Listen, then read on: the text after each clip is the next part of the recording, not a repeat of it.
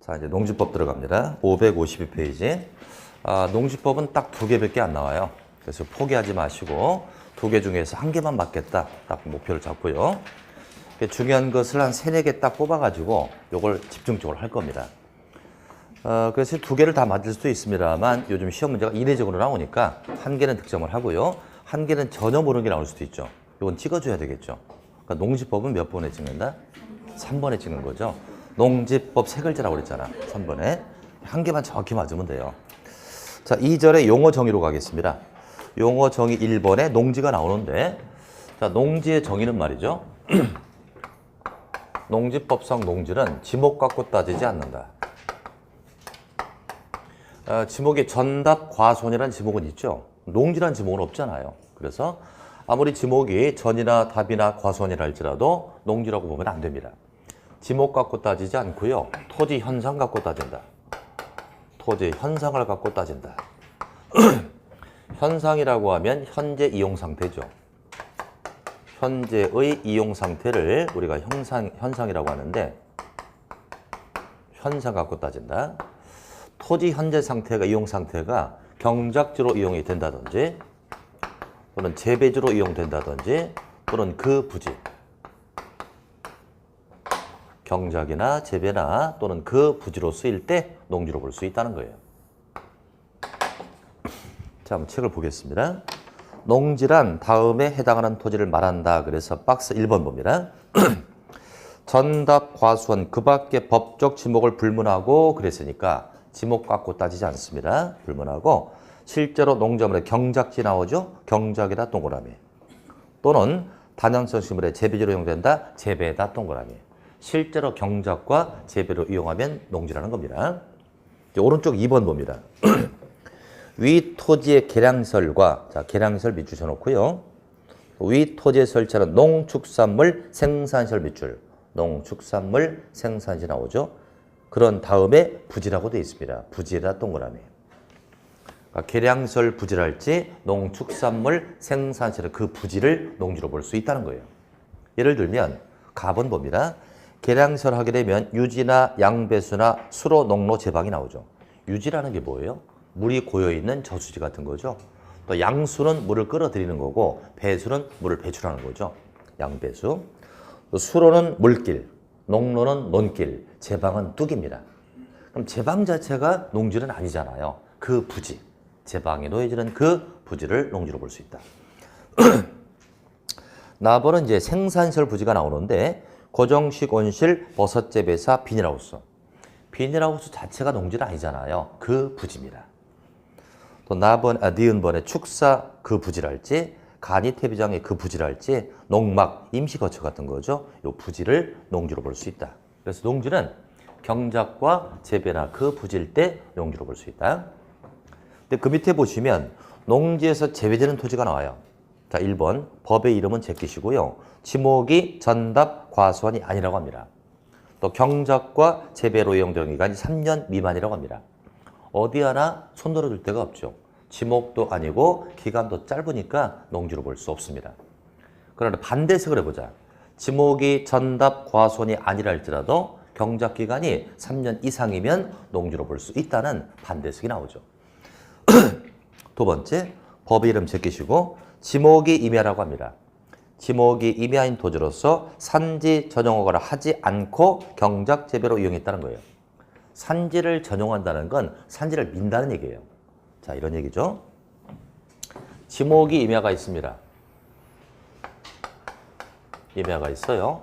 전용을 하지 않았습니다. 산지를 전용하지 않고 그대로 심었다 이거죠. 이건 농지로 볼 수 없어요. 근데 임야라 할지라도 산지 전용을 했다는 거예요. 산지를 전용했으니까 판판하게 밀었다 이겁니다. 밀어서 여기다가 재배로 이용했다면 농지로 볼 수 있다는 해석이 나오죠. 전용을 했으면 농지로 볼 수 있다.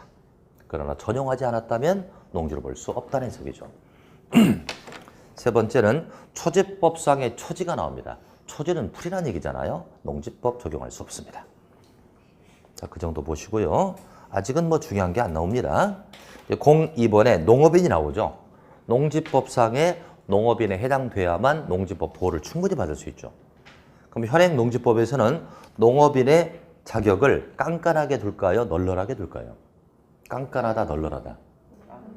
깐깐하다면 아무도 농사 안 지어요. 요즘에 농사 자꾸 떠나가고 있잖아요. 그러니까 농업인의 규제를 대폭 풀어줌으로써 농지법 보호를 받을 수 있도록 해줍니다. 예를 들면 1번에 1000제곱 이상의 농지에서 경작 재배를 하거나 1년 중 90일 이상 농업에 종사한다. 그 다음 밑줄. 1년 중 90일 이상이니까 3달 이상입니다. 농업에 종사하면 농업인 볼 수 있다. 또 농지에 330 이상의 고정식원실, 버섯재배사, 비닐하우스 설치해서 경작재배를 이용한다. 세 번째, 대가축 이두. 대가축이면 뭐가 있습니까? 큰 거니까, 소 같은 거.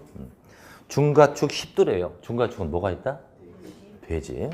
소가축은 작은 거죠. 백두래요. 소가축이 뭐가 있다? 닭은 가축이 아니에요. 닭은 가금이라고 하죠. 지금 여러분들이 소다, 돼지다 얘기했는데 맞아 그거요? 그냥 얘기한 거죠? 저도 몰라요. 제가 예전에 인터넷 찾아보니까 나오긴 나오더만요. 시험에는 상관이 없잖아요. 대가축은 큰 거, 소는 맞을 것 같아요. 중가축은 중가축이니까 돼지 같은 거.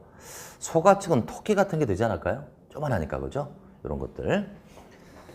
가금 1천수랄지 거기 닭이 들어가잖아 그죠? 꿀벌 10군. 이것도 양봉업자한테 물어보니까 1군이 한 통이래요. 양봉업자를 통이 있지 않습니까? 그래서 10통 이상이라는 얘기죠. 10군 이상을 사육하거나 그 다음 밑줄 1년 중 120일 이상 축산업에 종사한다. 120이니까 4달 정도죠. 아까 농업은 며칠 이상? 90일. 축산업은 120일. 요것만 딱 기억하시고 이제 4번을 보는 순간 널널함을 알 수 있습니다. 농업 경영을 통한 농산물의 연간 판매액이 120만 원 이상. 판매액이 120이에요. 1년에. 그럼 한 달에 10만 원 팔았다는 거예요. 그럼 하루에 3천 몇백 원 팔았다는 얘기죠. 이걸 농업인으로 봐주겠다. 굉장히 널널함을 알 수 있죠. 다 외우려고 하지 마시고 농업과 축산업만 기억하세요. 농업은 며칠? 90일. 축산업은 120일 이상입니다. 자, 넘기시고요. 자, 이제 7번에 내려가서 농지 전용에다 빨간펜 밑줄 딱 세요. 이건 좀 이따 자세히 할 건데 한번 해보겠습니다.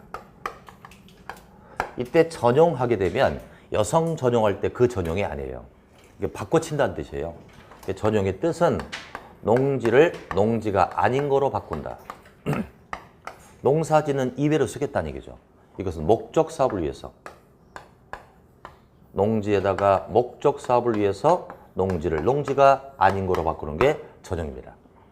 그러니까 농지에다가 어떤 시설을 설치할 때 밀어야 되겠죠. 이걸 전용한다고 해요.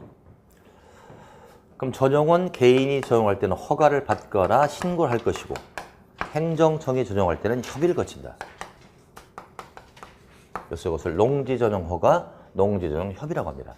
행정청일 때는 협의를 거친다는 거죠. 그래서 전용의 뜻을 좀 보겠습니다. 농지의 전용이란 농지를 경작과 재배 등 농업 생산이나 농지기랑 외의 용도로 사용하는 것을 말한다. 외에다 색깔 딱 칠하세요. 이 외의 용도로 사용하는 것을 말한다.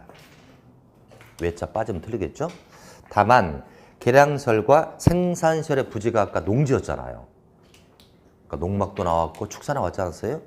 이걸로 사용되는 경우는 전용으로 보지 않는다. 계량설과 생산시설의 그 부지를 농지로 봤기 때문에 농지를 농지로 바꾸는 거니까 전용으로 보지 않는다는 겁니다. 자, 그 정도만 확인하시고요. 자, 이제 두 장을 넘기시고요. 558페이지 봅니다. 제1전 농지의 소유 원칙이 나와 있고요. 01번 제목 농지의 소유 제한이 나옵니다. 소유 제한에다 땡땡 해보세요. 소유 제한은 뭘 제한한다? 받아 적으세요. 농지를 소유할 수 있는 자의 자격 제한입니다. 농지를 소유할 수 있는 자의 자격 제한. 자격을 제한하는 거죠. 그래서 원칙은 농지는 농업 경영 안 하면 소유할 수 없어요. 이게 원칙이에요. 농사 지을 자만 농지를 소유할 수 있다는 거죠. 그래서 1번에 경자 유전의 원칙이라고 되어 있습니다. 농지는 자기 농업 경영에 이용하거나 이용할 자가 아니면 소유하지 못한다. 농사 지을 자만 소유할 수 있다. 자격 제한합니다. 이것을 소유 제한이라고 한다. 그래서 그 제목을 보면 경자 유전이 뭐예요? 밭 갈 자만 밭을 가질 수 있다잖아요. 그 원칙이 바로 소유 제한의 원칙이다. 그러나 2번 소유의 특례가 나옵니다. 즉 이건 한마디로 소유 제한의 예외라고 봐야죠. 소유 제한의 예외니까 농업 경영하지 않고도 소유할 수 있다는 얘기예요. 박스에 몇 개 나와요? 10개 더 이상 돼요. 10번 밑에 4개나 있잖아요. 10개 막 이렇게 나오죠? 이것이 농지법의 최고의 매력 포인트예요. 이게 4, 5개 되면 반드시 외워야 되거든요. 외워야 되는데 10개 이상 되는 건 외우지 말라는 얘기예요. 외우지 말고 이해 위주로 하라 이거죠. 요 10가지 이상은 왜 농사 짓지 않고 소유할 수 있을까? 이유가 있을 거예요. 그래서 그건 별로 안 중요하니까 그냥 들으십시오. 자, 1번 국가나 지자체가 농지를 소유한다면 공적일 거 아니에요. 공적이니까 농업 경영 안 하고 소유할 수 있다. 그 다음 2번에 첫 줄에 학교 나올 겁니다. 학교 나오고요. 셋째 줄 쭉 내려가면 시험지, 연구지, 실습지가 나오죠. 학교 등이 연구 목적으로 농지를 소유한다면 농업 경영 안 하고 소유할 수 있다. 이건 연구 목적이라고 그렇죠. 그다음에 3, 4, 5는 묶어주세요. 3번에 주말 체험을 위해서 농지를 소유한다면 농업 경영 안 하고 소유할 수 있다. 체험 삼아 농사 짓는 거니까 농사꾼이 아니라도 할 수 있다는 얘기예요. 그러나 주말 체험의 경우는 많이 가질 필요가 없잖아요. 조금만 가져도 체험할 수 있잖아요. 그러다 땡땡하고요. 1000제곱미터 미만이라고 적으세요. 이런 경우는 1000제곱미터 미만을 소유할 수 있습니다. 그 다음 4번. 상속으로 농지를 취득한다. 상속받는 자가 농지를 취득할 때 농업 경영 안 하고 소유할 수 있다는 얘기예요. 이건 포괄적 승계지 않습니까? 그러다 땡땡하고 1만 제곱미터 이내, 10,000제곱미터 이내만 소유할 수 있다. 그럼 상속받는 자가 어떨 때 10,000제곱 이내입니까? 농업 경영 하지 않을 때잖아요. 그러나 만약에 상속받는 자가 농업 경영 한다면 몽땅 다 받을 수 있는 거예요. 농업 경영 안 할 때 1만 이내. 그 다음 5번입니다. 8년 이상 농업 경영 했습니다. 농사의 달인이 되었겠죠. 8년 이상 했으니까. 그 자가 이농을 합니다. 떠났다 이거예요. 도시로 떠납니다. 그때 이농 당시 소유하는 농지를 소유할 수 있다는 거예요. 거기다도 1만 제곱 이내입니다. 이때도 1만 제곱 이내를 소유할 수 있다. 여러분들이 만약에 5만 제곱의 농지를 가지고 8년 이상 농사를 졌어요. 근데 도저히 수지타산이 맞지 않아 빚더미에 쌓입니다. 과감히 청산하고 도시로 떠나죠. 떠나는 여러분들은 1만 제곱을 갖고 있을 수 있습니다. 왜 떠나는 자가 농지를 소유할 수 있는 거예요? 그 자가 도시로 가봤자 망해서 돌아올 것이다. 그때를 대비하자 이거예요. 돌아왔는데 농지가 없으면 안 되잖아요. 이건 유비무환입니다. 유비무환을 대비해서 1만을 갖고 있을 수 있다. 이렇게 쓰겠습니다. 자, 그 정도만 보시고요. 자, 이제 오른쪽 오시자고요. 02번으로 내려갑니다. 소유 상한에다 땡땡. 아까 소유 제한은 뭐였다고요? 자격을 제한했었고요. 소유 상한은 받아 적으세요. 소유할 수 있는 농지의 규모 제한. 소유할 수 있는 농지의 규모를 제한하는 걸 소유 상한이라고 해요. 규모 제한이죠. 이건 이미 아까 했던 게 그대로 나와요. 자, 1번. 상속으로 농지를 취득한 자로서 농업 경영 하지 않을 때 1만까지만 소유할 수 있다. 이것도 말이죠. 상속받는 자가 1만까지 소유한다 그러면 틀리는 거예요. 그 자가 어떤 자일 때? 농업 경영 하지 않을 때. 만약 상속받는 자가 농업 경영 한다면 다 받을 수 있다는 해석이죠. 농업 경영 하지 않을 때 1만이랍니다. 거기다 줄을 딱 쳐놓고요. 농업 경영 하지 않는 자입니다. 두 번째 유비무환 나오죠. 8년 이상 농업 경영을 인용하는 자도 1만까지 소유할 수 있다. 세 번째, 주말 체험하는 자는 1000제곱 미만을 소유할 수 있는데 이땐 1인당 1000일까요? 세대원 전부일까요? 세대원 전부가 소유하는 게 1000 미만. 요 딱 세 가지입니다. 요 세 가지가 소유 상한 규모를 제한하고 있다. 자, 한 장 넘기시고요.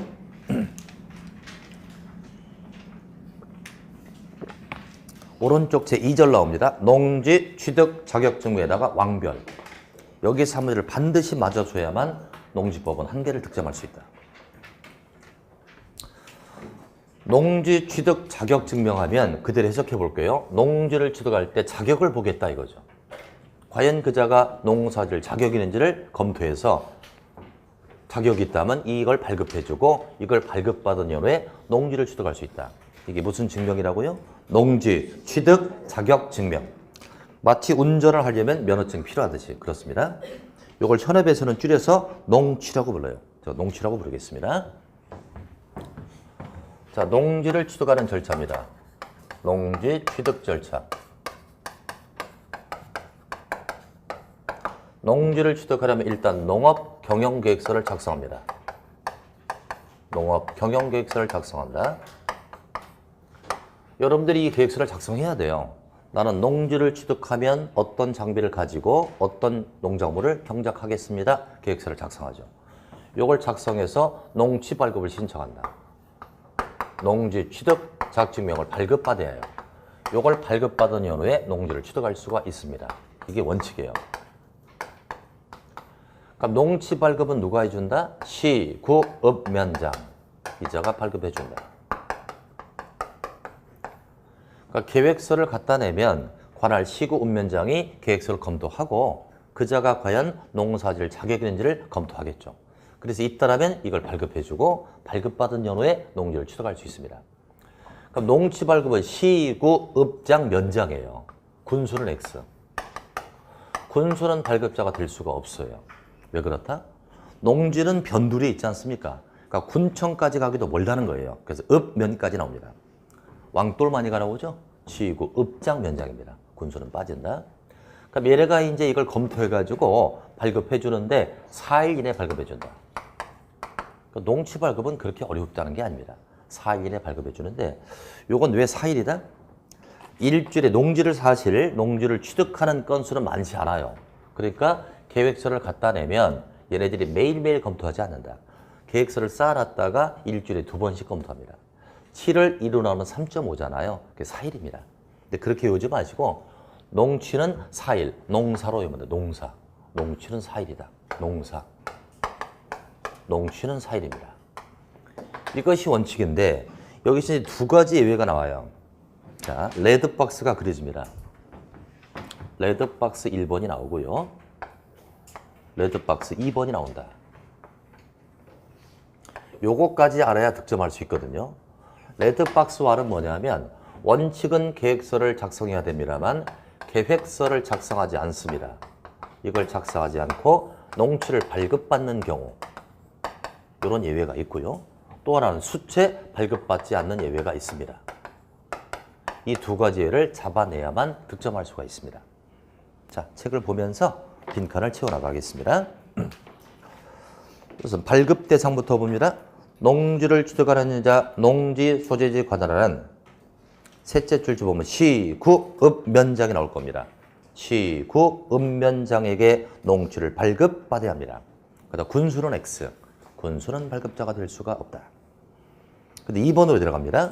다음에 해당되는 경우에는 농지를 발급받지 않고 농지를 취득할 수 있다. 다음 장 박스에 열댓 개 또 나오죠. 이게 농지법의 최고의 매력이에요. 요 박스는 반드시 알아둬야 돼요. 그래서 테두리를 딱 둘러주세요.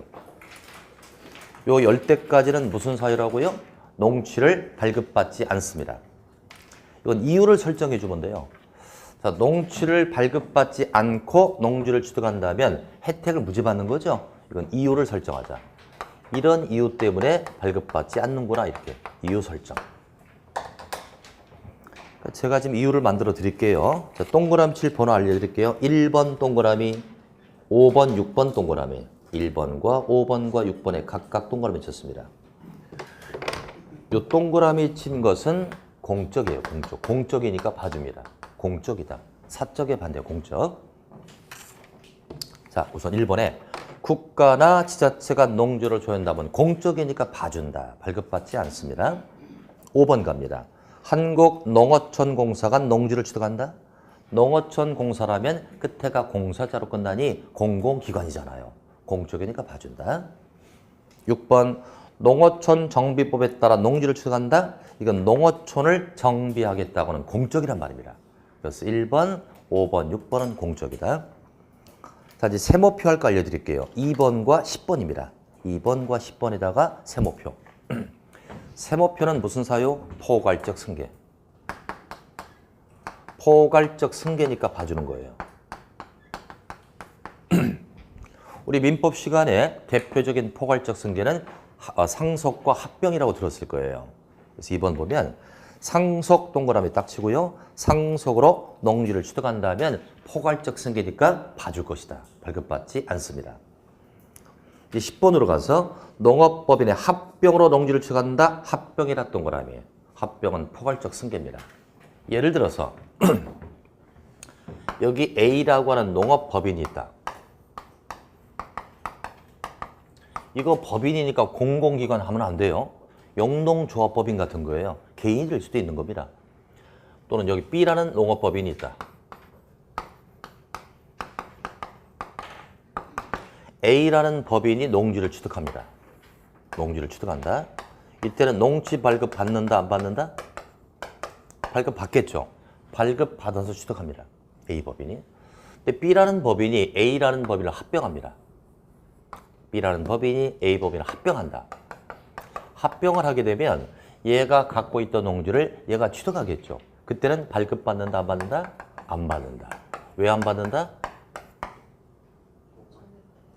또 아까 받았으니까 그러려고 그러죠? 그게 아니고 합병은 포괄적 승계니까 마치 상속받는 것과 똑같다 이거예요. 그래서 상속과 합병은 봐줄 것이고 발급받지 않습니다. 다시 3번 갑니다. 담보 농지를 취득한다. 거기다 땡땡 하고요. 저당권 실행이라고 적으세요. 저당권 실행입니다. 저당권 실행을 위해서 발급받지 않는다. 담보는 농지 취득은 바로 이겁니다. 제가 농사꾼인데 돈이 필요해서 은행에서 돈을 빌렸습니다. 제가 갖고 있던 농지를 맡겨놓고 돈을 빌렸습니다. 근데 제가 제때 돈을 못 갚아요. 그 은행에서는 제가 맡긴 농지를 경매 붙이겠죠. 근데 농지라는 건 제대로 잘 낙찰이 안 돼요. 경매를 붙였는데 2회 이상 유찰이 되는 거예요. 그러니까 한 번 유찰될 때마다 저감률로 경매가 떨어지잖아요. 더 이상 떨어지니까 그냥 은행이 취득해버리는 거예요. 이걸 담보농지 취득이라고 해요. 이것은 농사 지을 목적이 아니라 꼬간 돈 받겠다는 거죠. 그러니까 봐준다. 발급받지 않습니다. 저당권 실행이고요. 자, 이제 4번.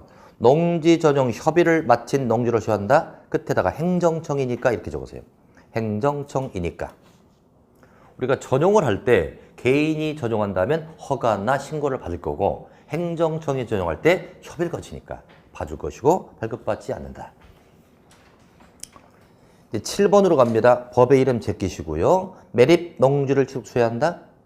매립 농지. 여러분들이 만약에 바다를 메꿔가지고 농지를 만들어요. 그러니까 국가 입장에서는 많이 만들기를 원하겠죠. 그러려면 혜택을 줘야 되죠. 그래서 거기다가 국가가 권장하니까 봐준다. 발급받지 않습니다. 국가가 권장하니까. 그래서 매립 농지를 취득할 때는 권장받는 사항이고 발급받지 않는다. 8번과 9번 두 개를 묶으세요. 8번과 9번을 묶어서 공익사업이라고 적으세요. 공익사업입니다. 그래서 8번에 토지 수용으로 농지를 취득한다. 공익사업일 때만 수용할 수 있다고 했고요. 9번은요. 공익사업 법률에 따라 농지를 취득한다면 공익사업이라는 얘기입니다. 그때는 봐줄 거고 발급받지 않는다. 11번으로 갑니다. 공유농지 분할로 농지를 취득한다.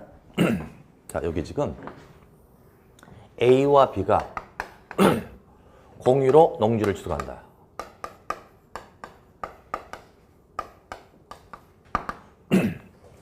A와 B가 지분 2분의 1씩 공유농지를 취득합니다. 공유농지니까 소유권이 한 개예요, 두 개예요? 한 개겠죠? 2분의 1씩 가져오나. 이때는 발급받습니다. 얘네들이 자격을 검증받아갖고 취득한다고요. 이런 공유농지 취득할 때는 발급받는데 공유농지를 분할해서 취득한다. 쪼개가지고 취득한다는 얘기예요. 요걸 쪼개가지고 너 반, 나 반, 2분의 1씩 쪼개가는 겁니다. 소유권이 두 개로 벌어지겠죠? 이렇게 분할 취득할 때는 발급받는다, 안 받는다? 안 받는다. 왜 안 받는다? 뭐 그것도 말이 될 수 있는데요. 이렇습니다. 처음에 얘네들이 농지를 취득할 자격이 있는지를 검증받았잖아요. 검증받아서 취득했습니다. 그런데 이제 쪼개서 가질 뿐 A와 B의 자격이 변한 게 있나요? 자격 변화는 없고요. 쪼개가지고 뿐이잖아요. 자격이 변한 게 없으니까 자격 심사를 할 필요가 없잖아요. 발급받지 않습니다. 그래서 거기다가 자격 변화가 없으니까라고 적으세요. 자격 변화가 없으니까 발급받지 않습니다. 여러분이 차를 2대 가졌다고 면허증 2번 따는 거 아니잖아요. 똑같습니다. 자격 변화가 없으니까 발급받지 않는다. 12번의 가번을 좀 봐야 되겠습니다. 시효의 완성으로 농지를 취득한다. 거기다 점유 취득시효. 민법상 점유 취득시효입니다. 우리 민법에서 몇 년을 점유하면 20년 이상을 점유하면 취득의 효과를 주잖아요. 그런 자에게 자격심사 받을 필요 있나요? 이미 20년 이상을 몸으로 떼어가지고 농사를 졌잖아요. 그 자는 심사가 필요 없다는 거죠. 거기다가 받을 만하니까라고 적으세요. 받을 만하니까. 이런 자는 20년 이상 몸으로 떼었으니까 받을 만하다 이거죠. 그러니 발급받지 않습니다. 자, 이상 우리는 발급받지 않고 취득하는 건 이유를 설정해 주면 돼. 요러요러한 이유 때문에 발급받지 않는구나 이렇게. 다시 오른쪽으로 밑으로 내려갑니다. 농업 경영계획서가 나오네요. 농지를 발급받으려는 자 다음 사항이 포함된 농업 경영계획서를 작성해서 시군면자에게 농지 발급을 신청하게 됩니다. 그럼 이제 오른쪽 와봐요. 바로 2번이죠. 이걸 또 잘 알아두셔야 되는데 다음에 따라 농지를 취득하는 자는 농업 경영계획서를 작성하지 않고 발급 신청할 수 있다. 박스에 5가지. 이것은 뭐라고요? 계획서는 작성하지 않고요. 발급은 받아라 이거예요. 여기서 하나 빠진 게 있거든요. 1번 위에다가 하나 받아 적자. 1번 위에다가 하나 쓰세요. 개발사업지구 내의 1,500제곱 미만의 농지. 개발사업지입니다. 개발사업지구입니다. 개발사업지구 내의 1,500제곱미터 미만의 농지. 그러니까 개발사업지구 내의 농지로서 1,500 미만의 농지는 계획서가 필요 없다는 거예요. 어차피 개발할 농지고 소규모니까 계획서 필요치 않다. 그럼 형광펜을 꺼내서 1,500이라 색을 딱 칠하시고 1,500이라 색을 칠하세요. 1,500에다 1,500 미만의 색을 칠했고요. 이제 박스 1번 봅니다. 첫 줄에 학교 나오네. 학교가 셋째 줄에 시험지, 연구지, 습시 나옵니까? 시험지 할 때 시에다 색깔 딱 칠하세요. 이것은 농지는 발급받는다 안 받는다? 발급은 받죠. 계획서를 작성하지 않습니다. 이건 목적이 선명하잖아요. 계획서 써봤자 시험 연구야. 이거 몇 개 더 있겠어요? 그러니까 계획서를 작성하지 않는다. 박스 2번. 주말 체험을 위해서 소유한다. 주에다 색을 딱 칠하자. 이것도 목적이 선명하잖아요. 주말 체험하겠다는 목적이 선명하니까 계획서는 작성하지 않고요. 발급은 받는다 이거예요. 3번. 농지 전용 허에다 색을 딱 칠하고요. 또 농지 전용 신고를 한 자가 농지를 소유했다. 신고할 때 신에다 색깔 딱 칠하자. 전용을 왜 한다고요? 아까 목적 사업을 위해서 전용한다고 그랬죠. 그 목적 사업을 하니까 목적이 선명하고 계획서를 작성하지 않습니다. 그 정도만 챙기자 이거예요. 자, 그래서 이제 계획서를 작성하지 않고 발급 신청하는 게 이렇게 했어요. 색깔 칠한 거 연결해 볼게요. 1,500 미만 시, 주, 허, 신 이렇게 외우셔야 돼요. 1,500 미만을 시주하신 분은 계획서 필요 없다 이렇게. 시주했다고 하잖아요 보통. 1,500 미만 잡았고요. 시는 시험지 할 때 시, 주는 주말 체험, 허는 전용 허가, 시는 전용 신고입니다. 시주하신 분 계획서 필요 없고 발급받아라 이렇게 꼭 알아두셔야 돼요. 그럼 이제 시험에 출제가 되면 이렇게 나온단 말입니다. 이렇게 나와요. 다음 중 농지를 발급받지 않고 취득하는 게 아닌 것을 골라라. 이렇게 나와 항상. 지문이 5개 뜨겠죠.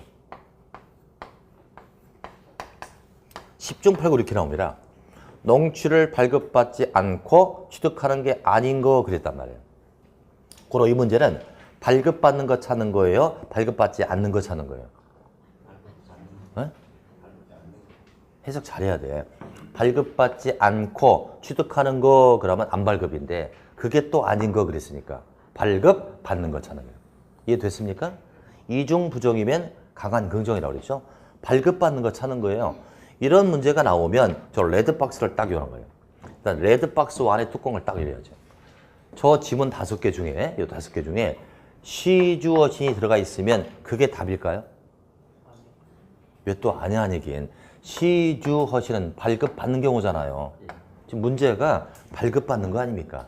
그러면 시주 허신이 있으면 그게 답일 거 아니에요. 이걸로 90% 해결돼요.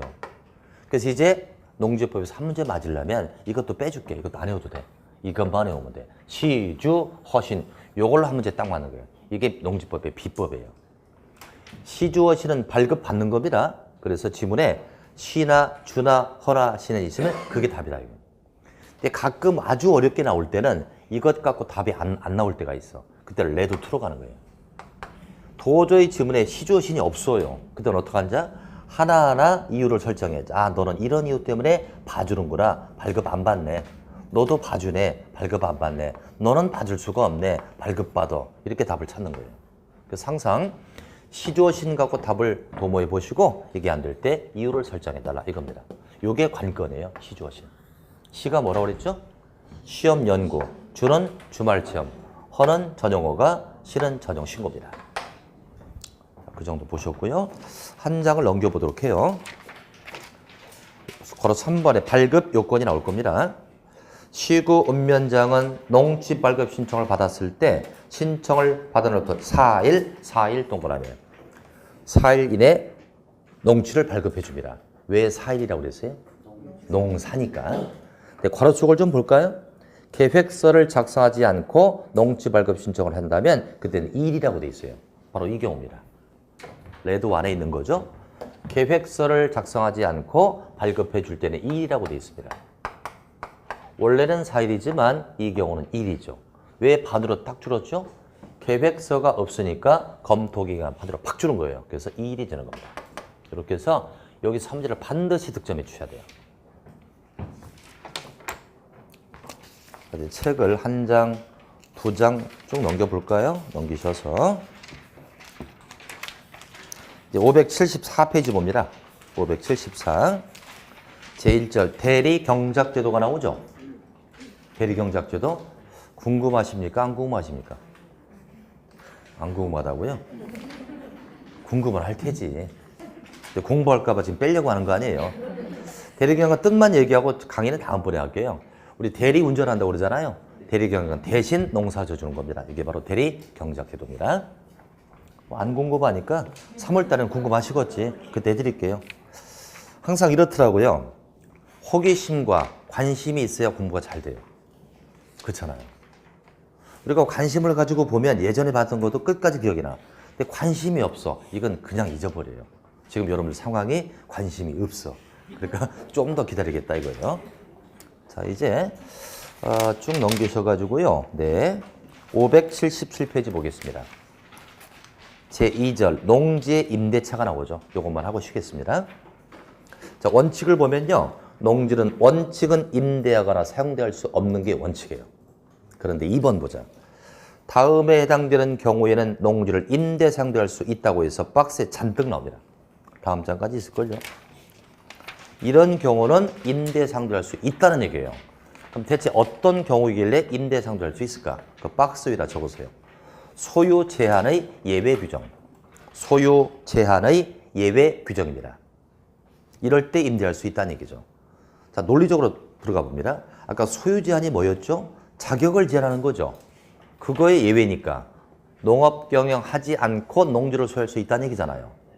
그럼 농업 경영 안 하고 소유한 농지를 어떻게 하겠냐 이거죠? 임대할 수 있다는 얘기예요. 그래서 박스 1번 보면 국가나 지자체가 나오잖아요. 국가나 지자체는 농업 경영하지 않고 소유할 수 있죠. 이 농지를 어떻게 한다? 임대할 수 있다 얘기예요. 그렇게 확인하시고 넘기겠습니다.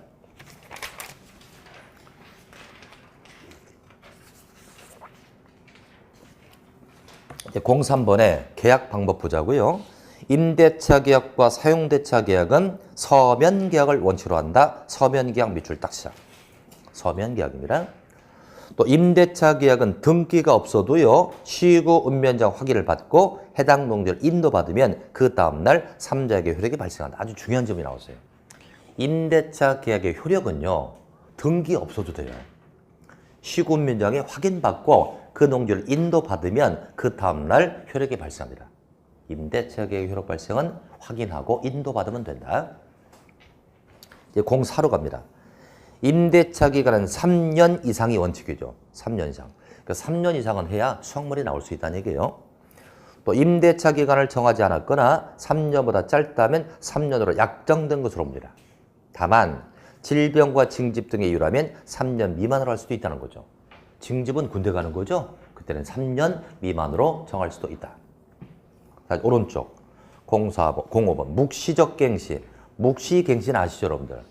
계약을 써놓고 기간 3개월 전까지 갱신하겠다는 의사가 없으면 종전과 똑같은 조건이라는 얘기 아니에요? 3개월만 확인하시면 돼요. 이걸 묵시의 갱신이라고 합니다. 그다음에 07번으로 갑니다. 강행규정이라고 나오죠? 이 법에 위반된 약정으로서 임차인에게 불리한 것은 효력이 없다고 합니다. 자, 이렇습니다. 되게 A라는 농지의 소유자가 A입니다. 이게 임대인이겠죠? B가 이걸 임차했었습니다. 그러니까 임대인은 농지 소유자니까 이건 농업인일 것이고 임차인은 주로 농업인일까요? 도시민일까요? 임차는. 농사꾼이 임차할까요? 도시민이 임차할까요? 대개가 도시민이야. 왜 그러냐면요. 요즘에 귀농 현상이 많잖아요. 농촌으로 귀농을 합니다. 예전에는 무작정 농지를 사가지고 귀농했어요. 농지를 소유해가지고 귀농하다 보니까 농사지을 경험이 없었잖아요. 그러니까 시행착오에 의해서 실패를 많이 하더라. 이게 좀 사람이 야갔잖아요. 그러니까 이제 귀농을 할 때 일단 임차를 해서 3년간 써보는 거예요. 농사를 접읍니다. 가능성 있을 때 귀농을 결심한다고 해요. 되게 임차인이 도시민이 많아요. 그러다 보니까 임대인은 농지를 잘 아는 자고 얘는 농지를 잘 모르니까 계약 체결할 때 얘한테 불리한 그런 조건이 많더라. 이렇다면 이건 무효로 하겠다는 얘기예요. 그래서 강행 규정을 두고 있습니다. 이 법에 위반된 약정으로서 임차인에게 불리한 건 효력이 없도록 강행 규정을 두고 있다까지 보시면 돼요. 이제 책을 어디다 펴놓으시느냐? 582페이지 펴놓으시고요. 조금 쉬었다 하겠습니다.